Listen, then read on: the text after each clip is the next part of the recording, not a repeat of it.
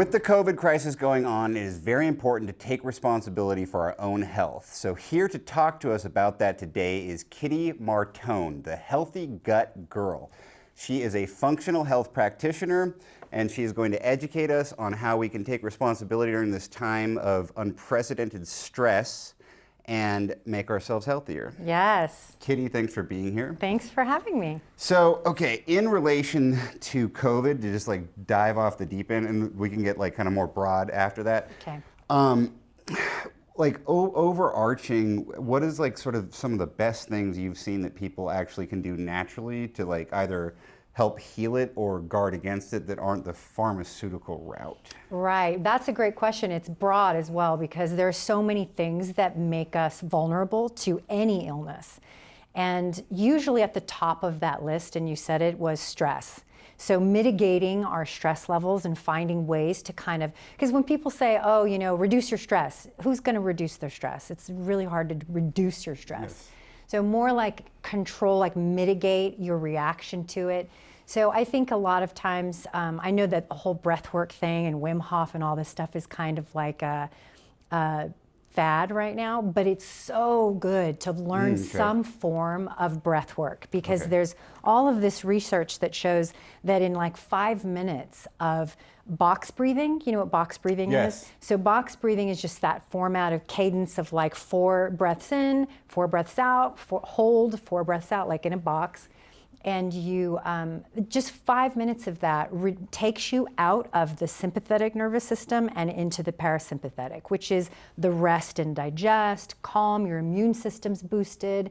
Whereas the sympathetic is more fight or flight, you know, digestion's put to the back burner while you're basically dealing with this heightened state of panic, which is kind of what we're all doing, this low-grade stress level. Yeah, which is funny because I don't know if it was on your Instagram or someone else I heard talking about that, but isn't it true that, or some degree of this, that your immune system is massively suppressed when you're in the fight or flight, the sympathetic, was it the sympathetic one? Yeah, sympathetic, yeah. So it almost feels to me like the response to this has been one to alarm us, like it's almost intentional to make it worse, as opposed to keeping us in a state of calm. Yeah. Do you think that, like, personally, that the government and media could have done a better job at like sort of making people feel, you know, assured throughout this? I mean, or like, let me put it another way. Like, do you think, taking into account that affects your health, what would be a better way to kind of like for the media to approach people in dealing with this crisis? Sorry, I laughed so hard. It's so, like, if this was really about saving lives, they would come on TV once a week, they would mail pamphlets to your house, they would be constantly, there would be posters saying, get sunlight, get fresh air, you know, get on a protocol of vitamin D, multivitamins, start doing greens drinks. Okay, maybe greens drinks are a little too far for them, but they would say, get on a multivitamin, look into probiotics, look into vitamin D, but they're not doing that. So instead, they're creating, there's a ticker tape of infection toll on the news screen. Right. Like they want you to be in fear and they want you to feel like the only way that you can control that fear is by masking and blaming your neighbor. Right. By looking out and saying, okay, they're doing it wrong, I'm doing it right, great, I'm under control, I'm in control. They don't want you to feel like you can, hey, maybe we shouldn't be eating as much sugar as we are because that suppresses immunity. Maybe we should get some fresh air and take this damn mask off. That suppresses immunity when you're constantly rebreathing your toxins. I mean, that's what our lungs do, isn't it? It filters out toxicity, and here we are covering that filter. Yeah, giving yourself CO2. I mean, I do like cardio at the gym, and like I get like so lightheaded when I try to do that with a mask on. It's like it's insane. Yeah. But you said a key thing about the sugar, like, you know how they're giving donuts out for people that get vaccinated? Right. Like, what is your your natural health opinion of that? Like, isn't that the worst thing that you would want to ever take? Like after getting I mean, an it's injection? just the classic, like, you know, bad guy. Remember Chitty Chitty Bang Bang? Yes. Come here, kids, want some candy? Exactly. Like it's they couldn't have been more obvious with their nefarious agenda. It's so ridiculous.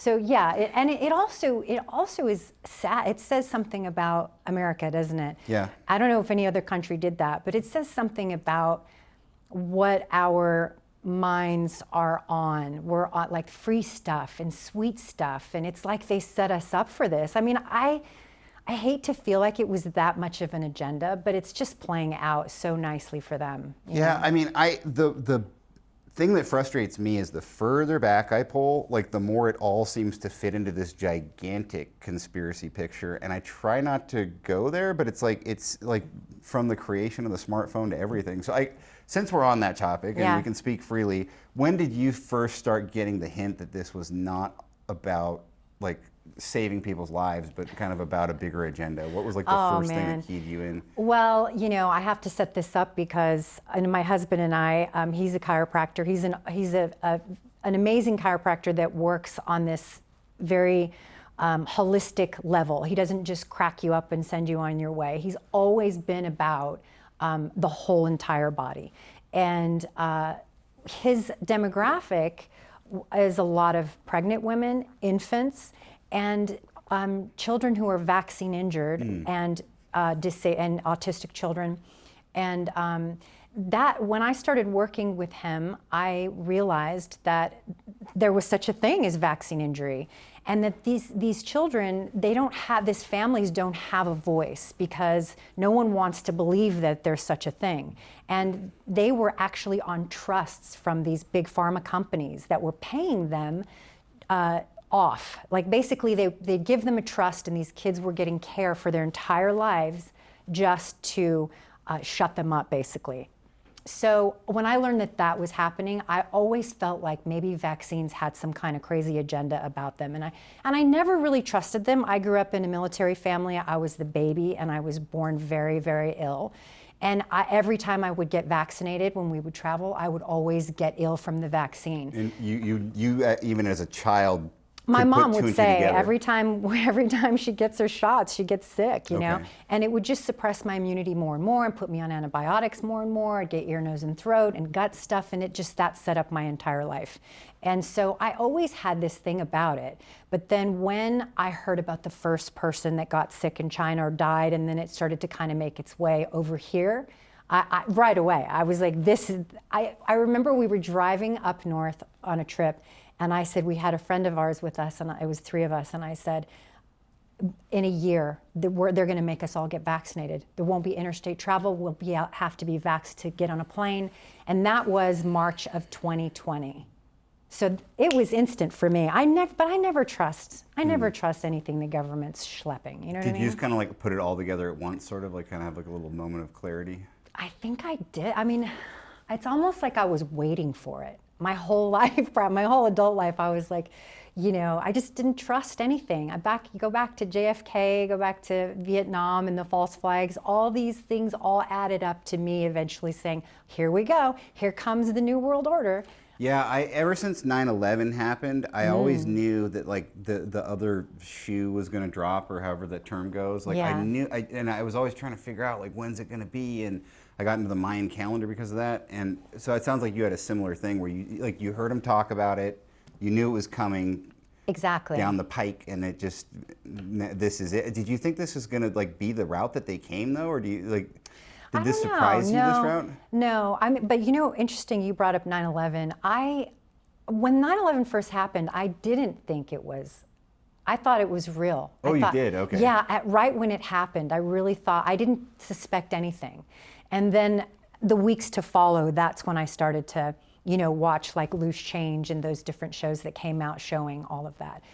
But but in regards to COVID, yeah, I mean, right when it happened, I guess I did kind of suspect that one day, and I'll tell you why. It's because with, you know, the use of pesticides, the use of GMOs, all the land that Bill Gates is buying up, and that the Chinese are buying up in America, the farmland that's being bought up. So I always kind of suspected it would be through our food system, through our health, that it would be something like that. Okay. So yeah. So it didn't catch you off guard. Yeah, I mean, I could go into like what the two things. You ever hear of the Illuminati card game? That was always like this deep conspiracy thing. No. And it's like supposedly that has like imagery of every single thing that's going to happen, and it's like playing out like very anyway. Can I buy this card game? Yeah, you can, but like it's like baseball cards where like only parts of it come in packs, and so like you have to, the ones that have the most nefarious stuff, like they don't make anymore, so you have to find them on eBay. But you can see them online. That sounds Yeah. fun. Anyway, I did not mean to like get on a big tangent, but an epidemic was always, or pandemic was always the thing, and Yeah. the masks and the vaccines, that was their big deal. Anyway, so to get back onto it. Where, since we're on the conspiracy thing, where do you sort of see this continuing to unfold, like, you know, like in the next stages as it gets kind of darker and heavier going forward? Well, I don't want to go too off of the whole like gut health and how we can protect ourselves, but I do have to go a little deeper with the first part, which is to say that I did think it was a biological weapon. Like when they said pangolin and bat, I just started laughing. I mean, It seems ridiculous. those wet markets have been around since forever. And the way that they shop and eat and that culture has, I don't know if you've ever been to parts of Asia that are like that. I lived in Taiwan for a little while, in Taipei, and the wet markets are just like, that's just part of the culture. So the fact that something escaped from a wet market was just obscene to me to begin with. It just sounded stupid. So I think that the idea that it's a biological weapon made a lot of sense to me. And now that we know that it was made in the Wuhan lab and it was released and actually paid for partly by our tax dollars, I know. I was like, this makes sense. I think this is a takeover from, you know, I think this is a CCC, Chinese Communist Party takeover. Right. And I think that it's going really well for them. Right. Yeah, I think 100%. And I think Biden gifted them Afghanistan back. But I should not speak so freely on the internet. So going back to like kind of the positive side and the natural health, like being that we have this onslaught of, and this is like a very pointed part of this whole thing. It is, I think, a biological weapon that's unnatural, and so I think it's kind of designed to attack us differently than like a naturally occurring virus. So like, how do you combat against sort of this new thing that is sort of alien to your body? Right, well that and the vaccine, right? So the vaccine is doing strange things. COVID's doing strange things. These variants that they don't even test for, they have no test for, they're just calling them variants. But so it's all very strange, but I think it's easy to get caught up in what should we do about it, and it gets scary. And I think that that's a stressor that we don't need. So I have friends who have succumbed to the vaccine because they felt, you know, for various reasons. And then they come to me and they're like, well, now that I've done it, what should I do? And so I try to say, well, how about, you know, don't assume that everything happening to you is the vaccine. Like, let's just pretend that the vaccine, that you're gonna handle it just fine. And now let's try to boost your immune system. And so I treat the vaccine in the same way that I treat COVID.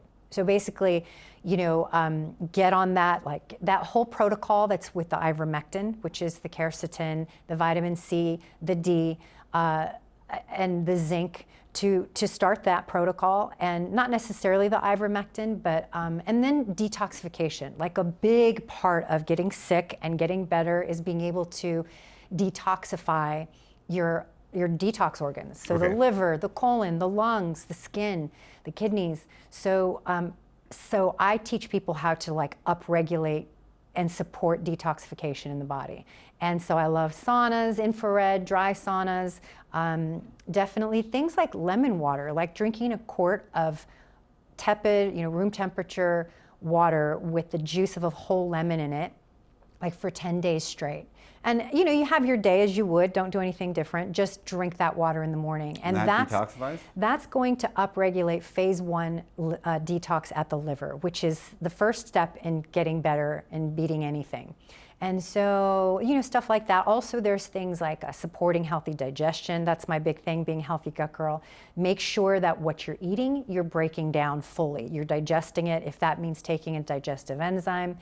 Hydrochloric acid, making sure you chew well, you're taking your time when you eat, don't eat in a hurry. These seem like simple, silly things, but they're really big deals, because that's the first domino to fall in all illness and how we combat anything, even a broken bone or a bee sting. How you digest your food ultimately determines how you're going to handle that foreign invader or broken bone. So, you know, chewing well, chilling out when you eat, breaking it down, digesting it, absorbing it, and then eliminating the waste matter from that food is super important. The transit time of the food you've eaten to get out of your body is so important. And that transit time, which is super crazy and gross, it went from, for the average meal, not like a heavy meat and potato meal, but like, let's just say a salmon salad, went from 24 to 48 hours to 72 to 92 hours is some of the average transit time for an American eating a regular diet in this country. That means that food is staying. Imagine sticking a plate of food in the sun for 92 hours, you know? It's like that warmth. All these things are going to break down and they're going to tax your immune system. Oh man, I never really that sounds like kind of scary when you eat stuff that's sort of like close to being expired, you know? Like, yeah. You should consider that. So, being that it's so important to have stuff broken down, would that then mean that whole food smoothies are beneficial because they're like so kind of broken down? Is that easier on your gut in a time of stress? Absolutely. I mean, that's even not in a time of stress. That's just like as we age, our capacity to digest our food diminishes. It's just a fact of life. And then if you're eating, you know, the standard American diet, it's even worse. And so breaking down your food, that's why I'm a huge fermented foods person. Like I teach that a lot, is teach people how to make their own fermented foods at home, because that food, when it's fermented, is essentially like pre-digested. Okay. And when you eat that with other foods, it helps to break down that food. So now you've helped your body in the digestion process even further. And that's the whole point, is just helping your body to do its job, to do the digestion process much better, so that that food's not, you know, putrefying in your body and then making things acidic and inflamed, and now you've compromised your intestines, and that's where leaky gut comes from, right? It compromises the intestinal walls. Now you've got this thing called endotoxemia, where all these toxins from this putrefying food is making its way into your bloodstream and causing immune reactions. So it's a whole domino effect that happens when we just are eating under stress, or we're eating foods that are hard to digest. So yeah, blending foods, smoothies, soups, those kinds of things make things easier to absorb and digest. Yeah. Okay. And then, okay, as far as leaky gut goes, do most people in the American diet have some degree of leaky gut? I mean, is it pretty common? I mean, I just learned this recently. I had a microbiologist, Kiran Krishnan, on my podcast a couple times, and he's amazing.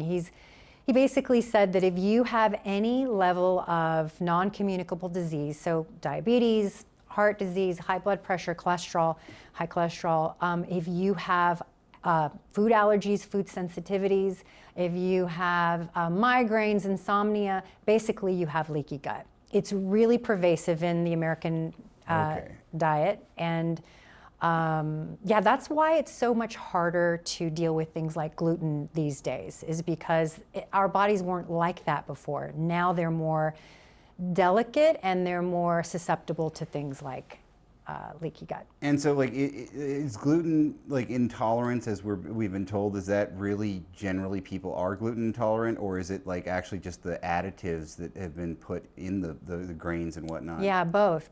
So they hybridized grain a while back, not genetically modified it yet, but they hybridized it. So they made it so that it could yield more from the wheat berry, but also so the stalks weren't so tall and didn't get damaged in the wind, I guess.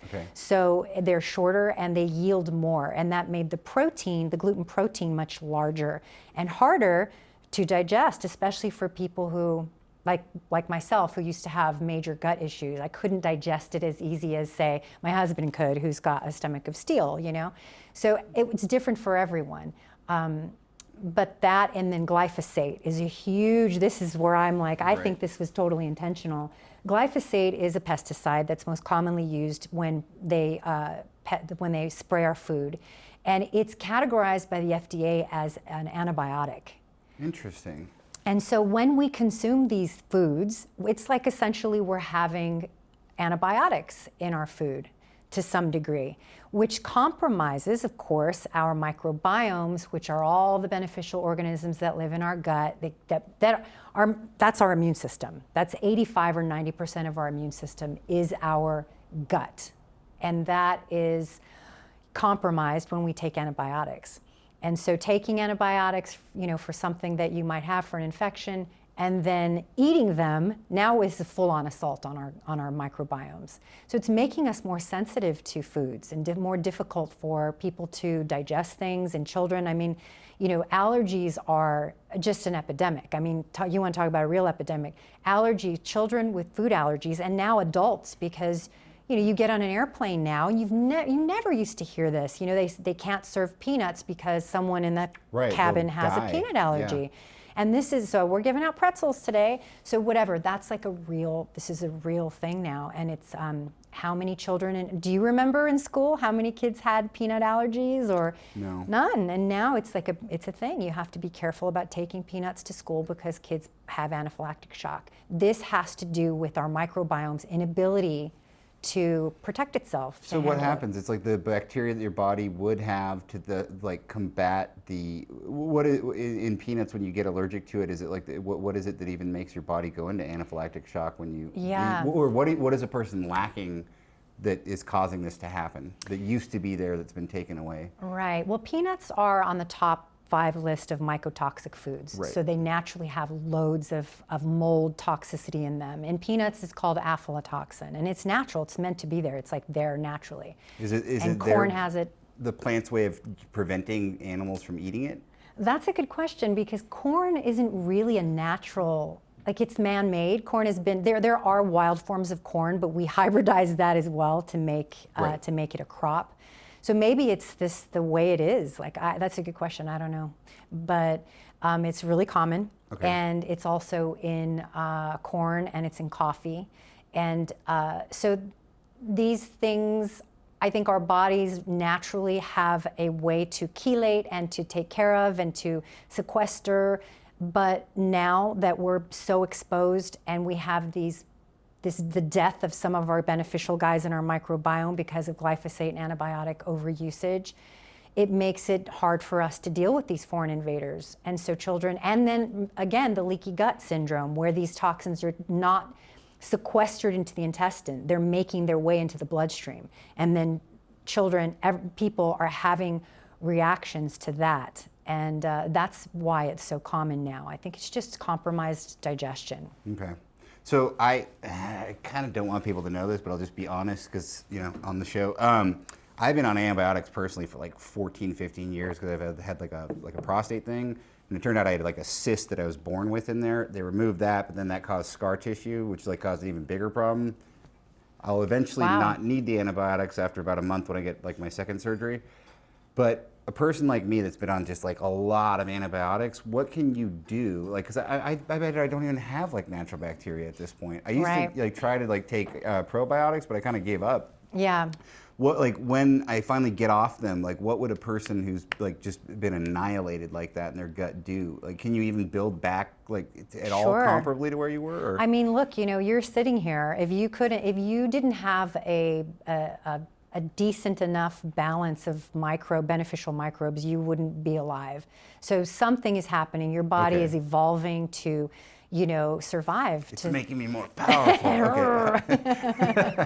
It is definitely doing that. It's definitely learning how to work with the body is so amazing. It's a miracle, and it can do miraculous things. And so I think that taking spore-based probiotics, there's a lot of research coming out in regards to probiotics and how, the cheap quality of most probiotics, the fact that even high-quality probiotics can't get past the stomach acid, stuff like that is coming out. And so, we need to get a probiotic that is high enough quality that it's going to get past the stomach acid into where it needs to be and not create problems.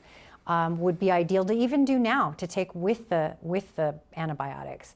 Maybe inquire with your physician, is there any way that do I have to use such a big gun? I don't know what you're taking, but generally they try to use a big gun. They just try to sort of overkill. And you could ask, could we put me on maybe a lower dosage? Would that compromise my care? And just check in, because maybe you could take something that's not quite as destructive. Also, fermented foods. I mean, I will always, to my deathbed, just promote consuming things like kimchi and natto and sauerkraut and making it yourself, and kefir. And these foods are so foreign to most people, but every culture since the beginning of time has always had fermented foods because they had to, because we didn't have refrigeration. So fermenting things was a way of preserving them. But what the reason that it's being preserved is because it's the microbes in there that are actually creating more nutrition, like a cabbage and then a jar of sauerkraut. The jar of sauerkraut that's been fermented has 100 times more nutrition than the raw cabbage. So fermenting it increases the nutritional value, and it also increases the microbe level in your body. But there is also research that shows that it doesn't re-inoculate the gut. The fermented foods can't get down into the bowel where they need to. Okay. So it really is about the upper GI, but that's a big deal. So, I think doing the fermented foods, taking a spore-based probiotic, avoiding things that are going to harm, foods that are going to harm the microbiome, like vaccines and medications, avoiding things like that. But it absolutely can be recuperated. So, but you're saying that down into the large intestine, is that the colon, basically? That you're saying that no product, no anything can actually get all the way back down into there? Yeah, there's no research that shows that that the bacteria that are in probiotic supplements can get down there and do that. And in fact, they're quite weak, and sometimes they can sort of end up in the small intestine where they can create small intestinal bacterial overgrowth, which is something called SIBO.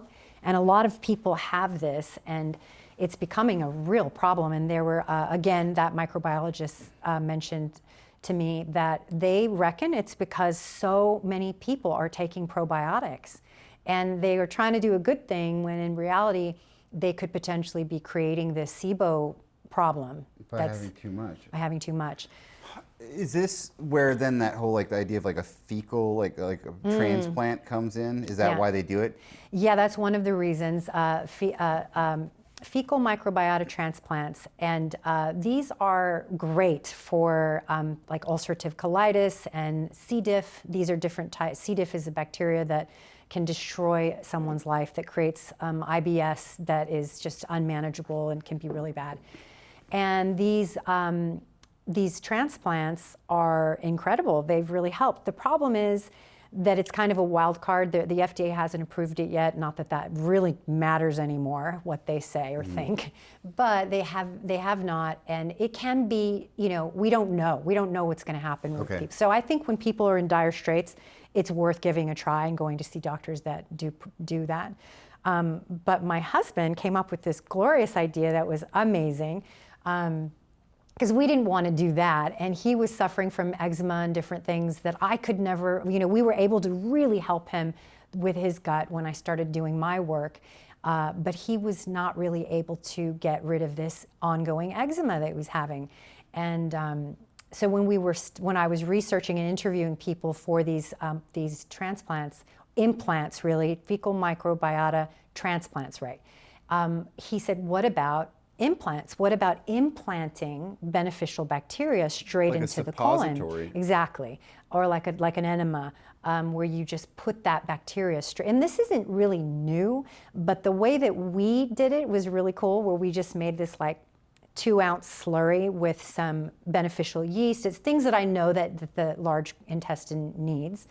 And we did that, and it was incredible. His eczema was almost gone in a couple of days and completely gone within 10 days. Really? Yeah. Just one application? I think we did a few. I think that I can't really remember. Maybe there was a few times a week for 3 weeks or something. I'd have to ask him and go back through that. But yeah, it was incredible. I did them as well, but I didn't notice anything because I didn't really have eczema.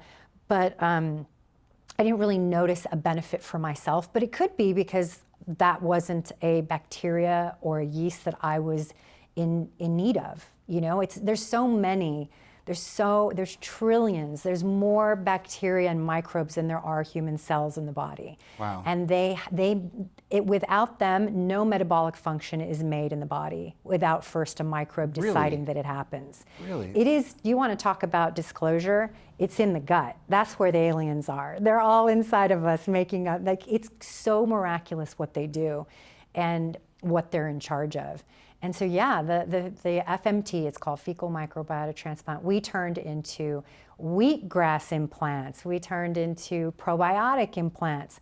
And I just have to say this part. I was thinking through COVID, I knew we know a bunch of people who are really well off and celebrities and whatnot. And they were doing, during COVID, they were doing like, nurses were coming to their house and doing like vitamin C drips and glutathione drips. Right, yeah. And I was like, you know, it's just a shame that the average person can't partake of this, you know?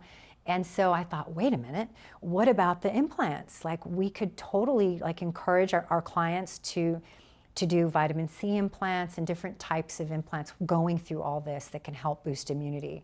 This is all rectally because it gets in better. Is basically it's like a better delivery route. So yeah. Well, I was going to say like this thing that you're talking about. Have you guys thought about marketing that and making a product out of it? I have. I'm just like I am a content machine. Like I wake up in the morning and I'm like, oh, I have an idea, and then I have all these crazy ideas. I've got so many things I could market. So if you know someone who wants to, you know, help me out with that, Let's make some supplements. Yeah, all kinds of things. We happen to know a certain entrepreneur that has a supplement company. Just saying. Yeah, I have some great ideas for, you know, I won't say anymore, but yeah. All right, I will talk to you about that further off air so we can make money off of it and you guys can't. Anyway, so going back to it, I was thinking about what you're talking about, like with the gut health, like a million threads ago, and like you see the bodybuilder dude. A lot of the guys that I'm friends with that probably watch this show are, you know, what most people would call meatheads. And so, how do you feel about like meat in the diet? Like I'm like a total carnivore, but like as far as, you know, being someone that thinks about the gut primarily, like do you believe that we are meant to eat meat the way I would like to believe we are? Yeah, I know. And what am I about to say here? Actually, you'll be happy to know that I really believe that diet needs and diet choices are very individual. I mean, I know a fruitarian who is shredded, and like he also does like this incredible breath work. He just eats fruit. That's the guy who just eats fruit, and he's, you know, my age. He's in his 50s, and it's incredible. So I really think that it's up to you to find out what works for you. Now, I also think that if you just increase the quality of what you're eating, you can get very, very far with boosting immunity and boosting your digestion. So when it comes to meat, I'm an omnivore. We eat everything, but we rotate what we eat, which I think is also key. If you think about the way we were prior to the Industrial Revolution, we were not eating kale smoothies every day of the week. We were not eating kiwis if you lived in Montana. You know, you were eating things in season. Yes. You were eating local foods, and you were also, you know, fermenting, and you were preserving foods. But so when it comes to meat, I really think when you can upgrade the quality, like we order from Butcher Box. Yeah. So, you know, that's a huge deal because commercially raised animal products are so toxic. They really have a lot of antibiotic usage. They have a lot of hormone additives. They have everything, you name it, dyes. They spray the meat to keep it a certain color at the market. There's all this stuff that comes along with eating animal-raised products. So commercially raised animal products. So I think when you can increase the quality of what you're eating, I think that's a huge deal. So even if you're a vegetarian, they don't get away scot-free. You know, there's problems with being a vegetarian. And same thing, you need to really upgrade what you're eating. Make sure you're not eating foods that are saturated with chemicals. So I'm a huge fan of the carnivore diet. I've not done it. I don't think I would do well on it, but I know people who do really, really well on it. So yeah, I'm in support of that. Okay, but I'm guessing you wouldn't just go straight meat. You would probably encourage having fermented vegetables and whatnot with it. Yeah, but if that works for you or whoever, then great. And what I mean by does that work for you doesn't mean like, do I just look the full magnitude? Like, am I still a meathead? Like, how am I feeling? Right. How are my hormone levels? No, yes. Am I thriving? Yes. How am I pooping? How am I sleeping? You know, if you're eating meat all the time and you're looking great, but you're not sleeping through the night, or you're having one bowel movement every 3 days, you got to check in with that stuff, because it has to be the global aspect of your body. It can't just be how you look and maybe your gains or whatever. It needs to really be about all those other intricacies like sleep and poop and pee, all of that stuff has to be really running smoothly. I mean, that's actually kind of the whole point of this show, because like I'm very into like fitness and like, you know, weightlifting and whatnot, but then I'm into natural health, and I feel like the fitness industry as it exists for young guys especially, it's like, I mean, the supplements they have people take that are like pre-workout and stuff, it's kind of like trying to hook you on like drugs just so you look good so you can find a mate, I think, conceptually, which I don't even think is probably what exactly women are even looking for, but it's like kind of pitched, you know, as this thing.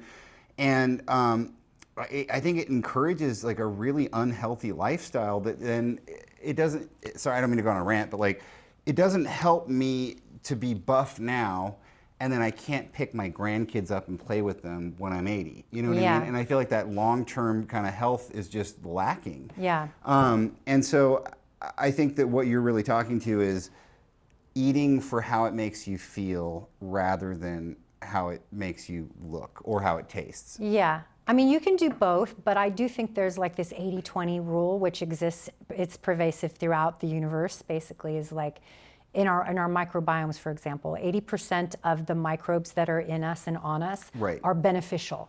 20% are commensal, neutral, and then there's a percentage that is pathogens. Like we have E. coli that live in our stomach. We have strep, we have staph, we have these pneumonia types of bacteria that live in our lungs.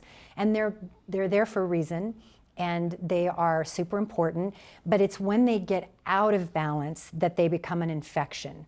And so we go in with antibiotics and we just kill all the H. pylori in our stomach along with everything else, and then the H. pylori grows back and now it's an infection. What we need is to harmonize everything. So same thing with the diet concept. It's like we can look at 20% of our week and say, this is when I'm going to feed my soul and I'm going to have the pasta, the cheat days, right?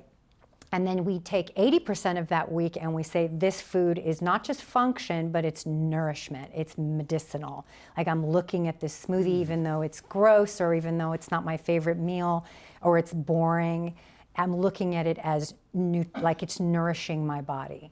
So yeah, it's like an 80-20 concept, I think, is a fair thing to do.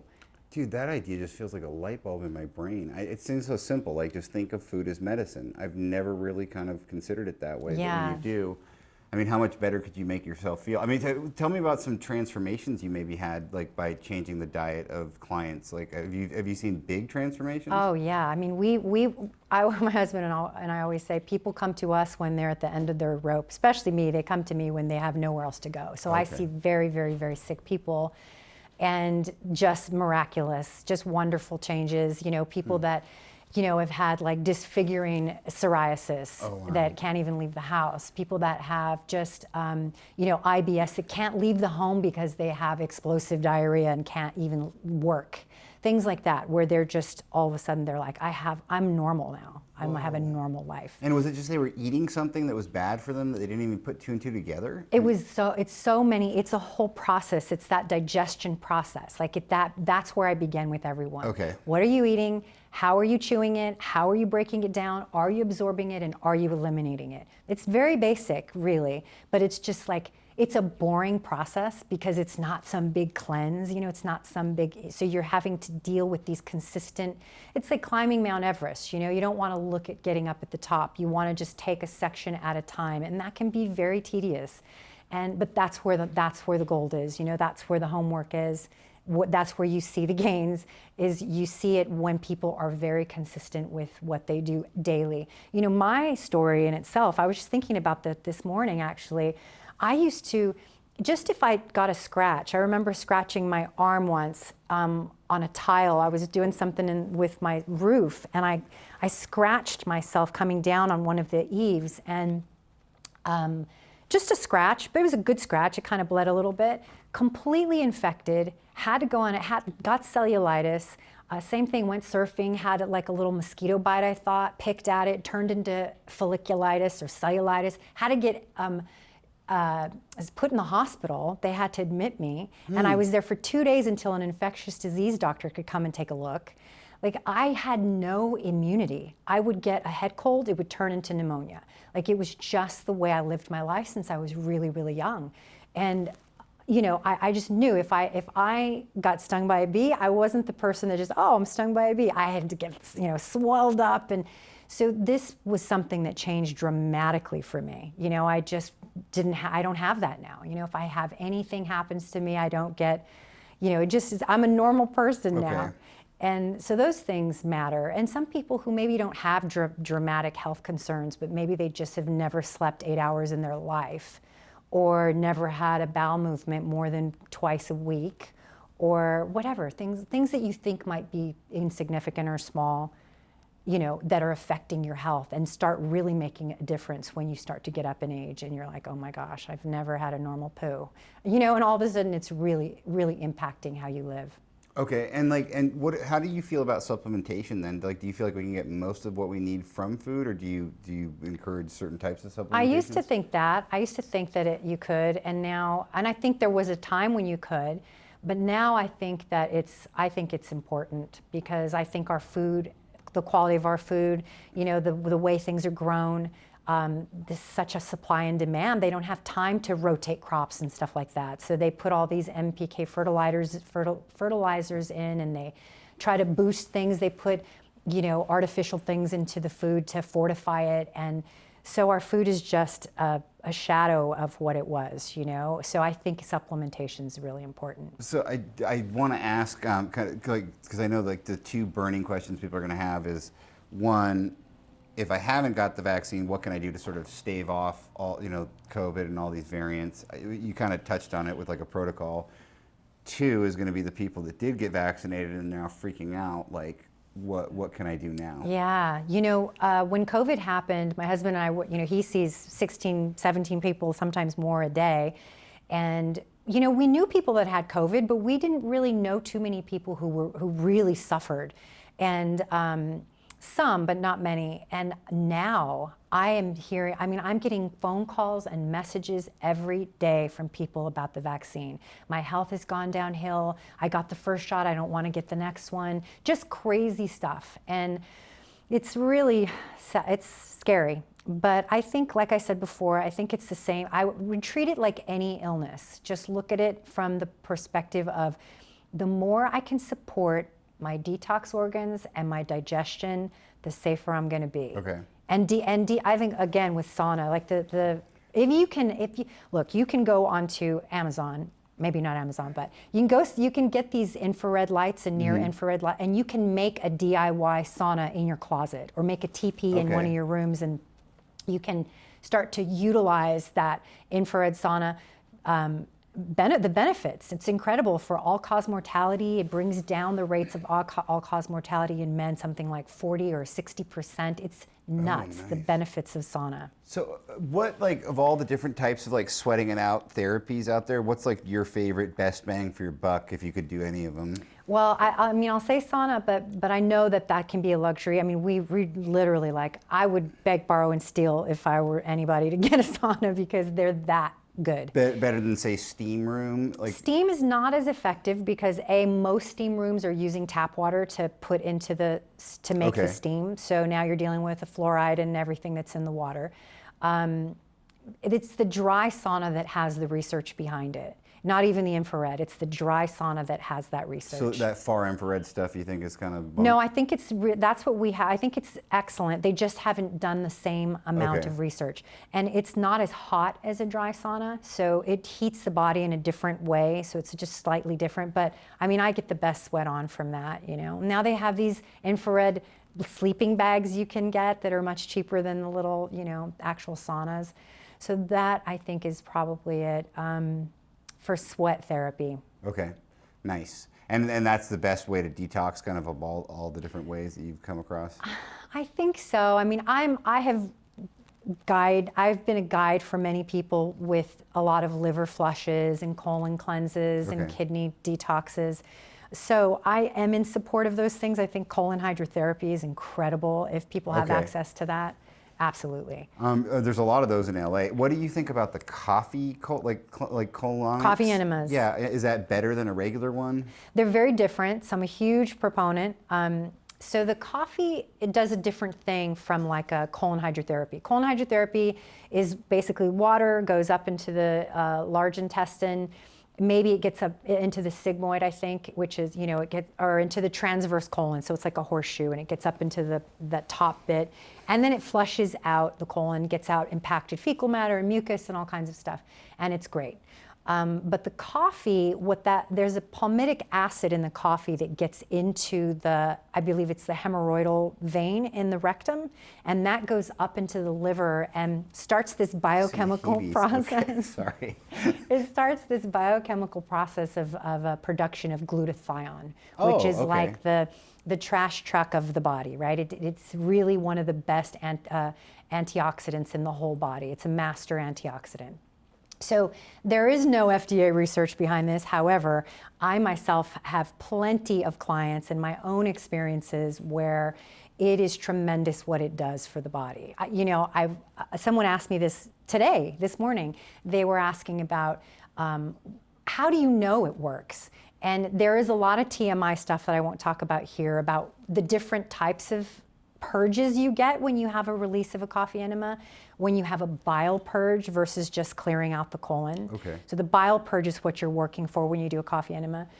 And but one thing that I personally notice is I have this lymph issue on the right side of my body where they kind of get a little bit swollen under my arm and on my side here. And they always go down after I do a coffee enema. Okay. So something happens where it helps the body to move lymph, it helps the body to purge out toxicity. Okay. And no one can tell me different. Okay, so those are actually my favorite things because I have these things that regardless of the research that I'm like, this worked for me. Glutathione is one. I got a shot once and it was like, it was like life-changing. So I'm on like a regime where I order them and I take it. And it's expensive for most people, but if you have MTHFR, I don't think you make glutathione very well. So it's like an important thing. Yeah. Anyway, but like when somebody tells me this really, really worked for me, I feel like I really key into that a lot. So, I think that means it's worth maybe experimenting and trying. Totally. Okay. I mean, you really I always tell people you really have to make friends with your butthole because people are very afraid of it, especially men. They have this thing about it, and I get it, I get it. And so it's getting past that. And then once you do, and some people don't, some people can't, some people don't like them, some people are sensitive to caffeine because there can be some absorption and you can get jittery from it. So you can, especially people who absorb really well, like me, where it's just like you can, if I hold it for too long, I can totally get a caffeine high, and it's not good for you. Okay. So you want to just, there's all this procedure behind it. I have a video on YouTube on how to do a coffee enema for beginners on my Healthy Gut Girl YouTube, and it's pretty funny. It's done in a silent movie era type of style. Okay. Just to make it fun and easy to palatable.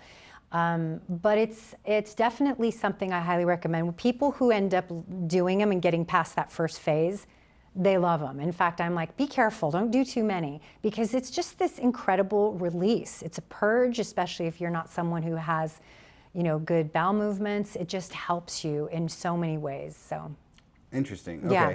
And then that's definitely worth checking out that video, I would probably say. For people that did get the vaccine that are now freaking out, is there anything beyond that like extra help that you kind of think? I'm hearing a lot about pine needle tea. Okay. Then pine needle, there's also this type of turpentine that's not like a paint thinner or paint remover or whatever, but it's an actual essential oil that you can buy online that you can put in a nebulizer. The glutathione, I would say, just anything to help support the body's natural detox mechanism. And just don't get another one. Don't fall for the boosters. Like, I don't know how strongly I can say that. It's just at least wait until 2023 when the safety trials are over, when the data is in. And if you want to continue to volunteer, well, I appreciate that. Thank you. But don't do it for me. But let's wait for the data to come in. I can't fully agree more. I think people are literally insane. I don't know. I feel like it's just a case of people being too trusting. And I think they're frightened. Yeah. They're terrified, right? Well, and now they're also being pinned up against, if you don't take it, you're probably an extremist. Yeah. And that no one wants to be an extremist. I'm fine being an extremist. Me too. They can talk to me about that all they want. Anyway, so... okay, something that I and my buddies have kind of talked about, and I mean, this is like bro science-y, but like when you're around somebody that is vaccinated and you're not, like you get symptoms. And like one thing that like a few of my friends and I have noticed is if you make out with a girl that is vaccinated, like your tongue goes numb, your eyes swell up, your throat gets tight. Yeah, and it's like, and so I've been kind of like wondering, like, I mean, is that the Spike the proteins. spike proteins like giving off? Because it's like basically COVID symptoms essentially. Wow. I mean, wow. You haven't heard that? No, Oh, okay. no. In fact, I'm completely in shock right now. Well, there is the shedding. You know, we know that they shed. We know that, I think all vaccines shed to some degree. So we know that there's that. But what we don't know about are all these crazy ingredients that are not to be found in many vaccinations. Like you can take the list of the ingredients for these, for Moderna and AstraZeneca and all of them, and put them side by side with polio and MMR and all these, and you're going to see stuff you have never seen. Okay. So like the graphene oxide. Is and that there's real? Yeah. Okay. I'll send you the link. They finally released it, and it is real. And what about there's an HIV protein in it? I've heard that. It's This like, is real too. So this is stuff that, like, I don't know, maybe our bodies are just like, whoa, like alert, and they're just kind of having a reaction to kissing somebody and like the saliva. Look, one of my favorite things about the microbiome is something called quorum sensing. And it's where bacteria talk to each other. The ones that are in your ears talk to the ones on your toenails, talk to the ones in your stomach. They all speak to each other. It's a chemical language called quorum sensing. And I mean, I could go off a whole podcast just on that, but it's fascinating, and it's real stuff. It's real science. And basically, would not surprise me at all if you come in contact with the microbes of another person who have been assaulted by the ingredients in this vaccine, and then you kiss them, or you could even be getting ready to kiss them, and the microbes in your body can talk to the other microbes, and maybe they're launching a defense. Maybe they're. oh, I mean, gnarly. I know that sounds nuts, but No. the level to which quorum sensing works in all living organisms is like sci-fi. It's so beautiful and crazy and wacky, and it would not surprise me if your body's having some kind of like defensive reaction to it, to them. I mean, it paranoids me now because now I'm thinking like, am I like getting like fake HIV now? Like, anyway, it's not how it works. Stress, I know. Yeah. Then that'll like lower my immunity more. Yeah. Exactly. All right. But to be serious, I mean, the other thing that really bothers me is the concern that they're injecting this mRNA, which is like getting your body to create the spike protein. But there's no dosage that like is under control there, right? I mean, it's just your body's just endlessly manufacturing this stuff. Well, I think it weakens, which is why they do the boosters. Okay. So that's why they want you to keep doing it. The way it was described to me is like, think of it as an operating system. So you are being injected with this mRNA, which is an operating system that needs to be rebooted and updated just like your phone and your laptop. And that's what the boosters do. And whether you look at it on a like binary zeros and ones computer digital way, or you look at it from a biochemical way, it's still kind of a similar thing. They're kind of merging, and this is the transhumanism, right? This is where this comes in. We are actually merging with this technology. So it's trying to teach our bodies to duplicate or replicate this protein so that it can. Well, they have a lot of reasons for wanting to do it, most of which are so nefarious sounding to me. But it's to kind of control your immunity, to try keep track of your immunity, keep track of you. I don't know. It's certainly not just to fight a coronavirus, because if it were, we wouldn't. It would be gone, wouldn't it? Yeah. The one thing that really keyed me in about that is like the antibody IV that they can give you. I think they're using it in Florida now. The monoclonal. Yeah. I thought like, well, wait, we already have these other technologies like readily available. Why don't we just scale that up? Why do we have to do this other specific thing that's experimental that they're rolling out now? It's just because it's not about saving lives. It's not. I mean, and it's like, I don't know why that's like not more apparent to people, but I mean. I guess they just don't know. You know, on our drive over here, we were just watching this couple in the car next to us with their windows up on this cool day, both with masks on. And I just, we were like, they just don't know. It's like a lot of people, and I have to have grace with this because I have to realize that people don't know, and I'm not some great, scientist, but people don't know what some of us know. Like, it's news to people that we're covered in living organisms, that we are literally, if you could put on a pair of glasses that could show you the living organisms around you, you would need a therapist, because we are covered with living bacteria and fungus and, viruses. I mean, like a huge portion of our gene deck is viral. Yeah. Like what is your gene deck? Like a deck of cards or something? Yeah, like our genetic deck, right? Our DNA, our gene deck is. There's a lot of it's like the MTHFR. It's like you have these genetic mutations in your body, and they get flipped on and off depending on, if it's something that you are genetically predisposed to, it's in your family, or if you are under a tremendous amount of stress and all of a sudden this gene gets flipped on, this mutation happens in your body. This is normal life. This is how we are designed. Yeah. Did I stress you out? No, it's just like, because you were talking about, like, I just put two and two together, is like, you're talking about transhumanism and how that seems like it's an agenda that's bad, but then you're also talking about all these genes that, like, through, just history have gotten switched off and caused some people to be sick. Yeah. I had a friend that, like, I loved that died because he had, like, a genetic defect in his heart, you know? Wow. I love the idea conceptually of transhumanism, where the original idea was intended that we could go into our, DNA, kind of like the Gattaca movie, and we could, like, improve, like my friend. He could still be alive today by just some gene modification. Yeah. That seems completely noble and not evil to me, and not like it's even against God, like if God made us smart enough to do it. But then it doesn't seem like that is the intent of where it's going. Mm-hmm. And I'm sorry to go on, this is not even a question. I'm just, like, kind of going on a rant. So it's like, do you think that inherently, like, that the technology is necessarily nefarious in and of itself, or do you think that it's because it's being combined with how it's being rolled out? Does that make sense? Yeah, that's a good question. I think it's both, because I think it's human nature. It's man's tendency to want more, to want to control, to want ultimate power, to want absolute power over something. And we should guard against that, you think? I mean, absolute power corrupts absolutely, right? So yeah, I mean, but I think so this brings into a spiritual aspect to everything, or a religious aspect in my case, which is both, which is, that's why I think believing in a higher power, believing in God, in my case, Jesus, believing in God really gives you a guideline. It makes you not do stupid shit.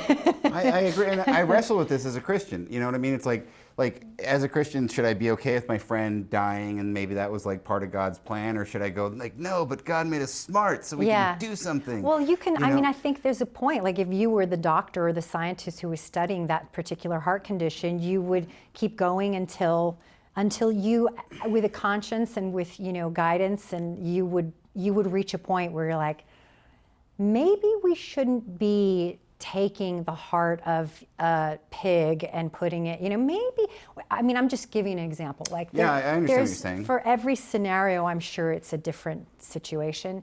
But, I think we can probably safely say we've gone pretty far in this direction, maybe a little too far in some ways with certain things, where we're having, organ harvesting, and it's like it goes overboard. And I think the barometer is your own conscience, your own spiritual guidance, your own belief system, your core values.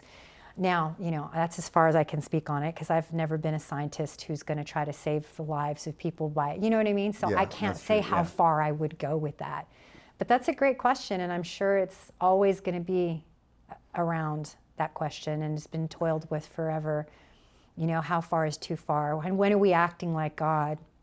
I did not mean to go super philosophical with it. But we went over it. Yeah, my brain goes there. I'm sorry. Mine too. I trailed right with you. Okay. So one more question about what we can do now. Is I had a doctor on that he suggested that maybe one of the best ways to combat was fasting, because that makes the virus can't replicate as well during fasting. So I'm just kind of wondering, as far as healing the gut, what is your opinion of fasting? Is it just a fad? Do you think it's over the top right now? That's so interesting that doctor said that. That's cool. I got to look into that. So fasting is great. Fasting is fantastic. I think it's, there's so much science that's showing that even just 24-hour fast, what it can do for your metabolic capacity, for your immune system, for ATP production, for all of that. So I think fasting is great. I think even fasting as a lifestyle, like maybe like 24 hours, once a week. It's when it's for some people. It's, again, going back to the diet, there's not a one size fits all. And I think you need to know what works for you. And that takes time and practice and guidance, because some people can't fast. And one of the common things I see working with women and their hormones these days is women who have some level of adrenal fatigue, and this is in men as well, where they have these adrenals that are kind of like just, they're taxed. Their cortisol is either bottomed out or it's way too erratic and high. And people who fast under those circumstances, they can actually trigger that problem. From the cortisol? Because I personally used to fast, and I loved it, and I felt pretty good. I just was like a little bit of like hunger, but it kind of pushed me. But now when I try it, I get like this crash and I just feel terrible. So yeah, is that kind of what you're talking about? Exactly. Getting kicked into it? So it's, the adrenals, when you haven't eaten, the adrenals have to start to produce adrenaline and cortisol to help balance the blood sugar of the brain. That's its priority, to keep the brain balanced so it can do all its functions. Okay. And so when you are essentially starving yourself, your body has to go into this fight or flight. And now you're in sympathetic again and not the parasympathetic. You're in fight or flight, not rest and digest. And some women cannot do that. Okay. And it actually causes, and you know who you are, because when people will do a tremendous job at fasting and get onto like a ketogenic diet and they're like, I did so good.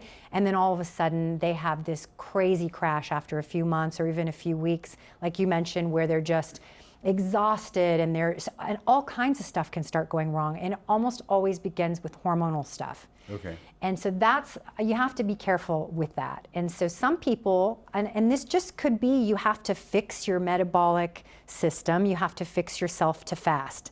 Because some people can start fasting and now they've got this series of things that happens that sets off all kinds of health problems. And so you have to just be careful with fasting, I think. Okay. And only because I see it all the time. I see women come to me and they're like, every time I fast, I feel good, but then, this happens, or my thyroid goes bonkers and I can't, sleep, or, it sets off a series of events. So I would just say that doing everything, going back to rotating everything. I'm all about rotating what you eat, rotating how you work out, rotating everything you do, because that's kind of how we were designed. We're not meant to do the same things every day, every day, every day. So switching it up once in a while, I think, is smart. Yeah, I mean, that makes sense. And I think that, that's like injuries in the gym happen when the people just are always doing the same exercises over and over and over and never switching it up. I mean, look at Olympic athletes, I mean, they're not as healthy as they look. They have these injuries from the repetitiveness and metabolic issues with all kinds of stuff that just trigger a lot of different immune conditions and health issues. So.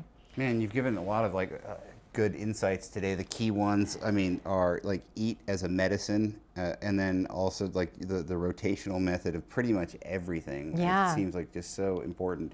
And then I think you've given some hope too, the idea that it seems like that the effects of the vaccine kind of die off, which is why they need boosters. Because I think there are, have you noticed there's a lot of people that seem like they got it, and then they kind of wish they hadn't. Yes. Yes. And lots. So for those people, the hope is that maybe it won't forever long term be kind of the operating system will be running forever. I mean, right. Is that kind of the hope? I mean, yeah, I think so. Otherwise, they wouldn't be wanting to do the boosters, I think. So I think you're right, yeah. That's good. Yeah, So as long as they can just sort of bolster their health and get through whatever side effects for so long. Exactly. Then, okay. I think that would be my overall message today, really, is, and you said it when we opened, which is learn to take control and responsibility for your health.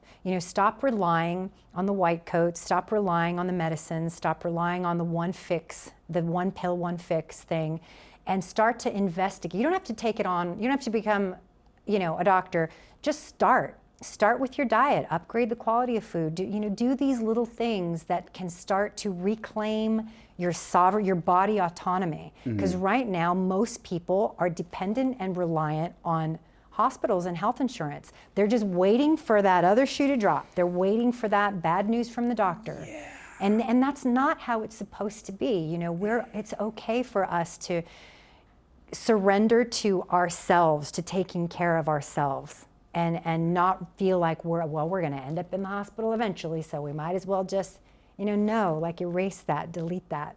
I think that what you just said about dependent and reliant, that's what you could distill the entire agenda down to, is becoming dependent and reliant on the system. Enslaved. Yeah.